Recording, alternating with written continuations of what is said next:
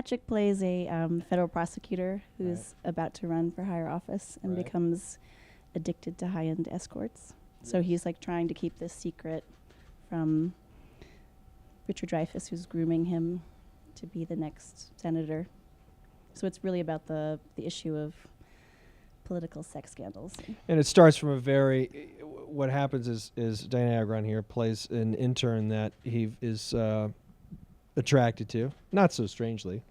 All these, I mean, some pretty attractive people in this couch. U.S. Attorney's Office.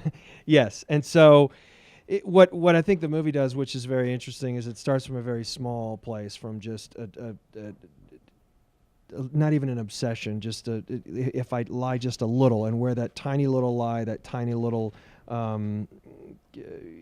almost, I don't know, misconception or fascination, and it sort of opens the levee. So it doesn't judge it. It doesn't look at it from a perspective of this is a very twisted man and we knew it all along.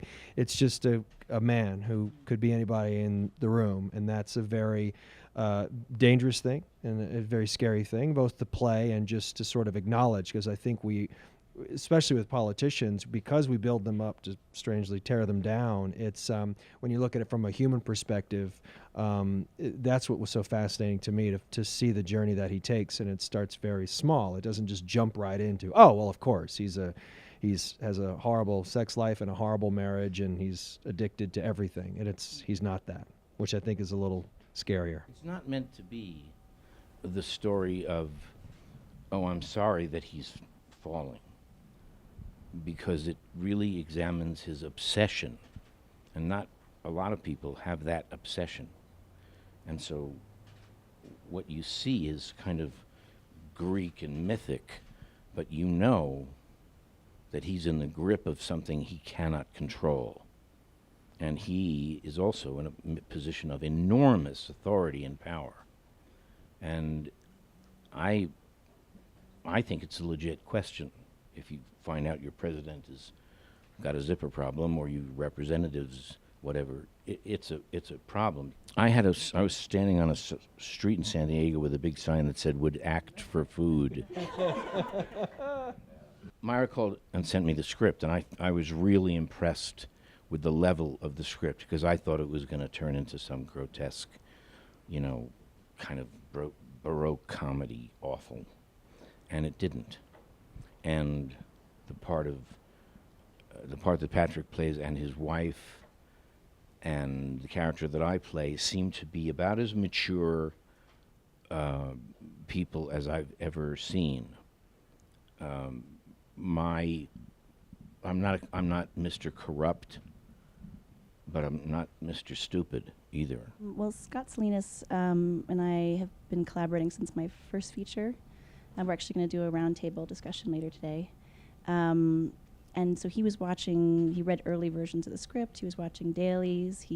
My husband Joel Vertal edited the movie, and we were getting music from him that we put into the cut, but that as the movie changed, he was revising it. So it was a very long collaborative process. And we stumbled upon this idea of, because it's all about music to enhance being even more inside Patrick's skin so this idea of the cello as a man, and so we use a cello in many different, I should say Scott uses a cello in many different ways in the movie. We all do. We all play the cello. Yeah. All the ladies here. Yeah. All the ladies. Yeah. There's like They're going on tour together. A particularly crazy sex scene with a cello. Wow. Can't do it there. Just kidding. Well, there's no easy way out. I mean, yeah, no, that was very important. The ending was very important. If the ending was different, I don't think I would have done the movie, because then it just would have seemed, he's fixed it, it's wonderful.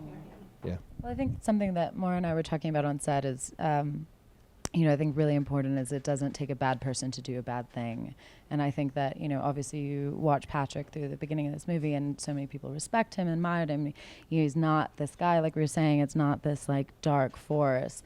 And I think there's so many reasons why you can, kind of want to go and explore different things, or there's different urges inside you that you're not aware of or not noticing. And I think that I don't know, it's just interesting when you see these people that sometimes you don't suspect these things to happen, and you kind of have that question of, what is it maybe you're ignoring? And you play such a nice guy in the movie. You sort of feel bad for him a little bit. You do. I mean, you're kind of like, well, I guess he likes hookers. I don't know.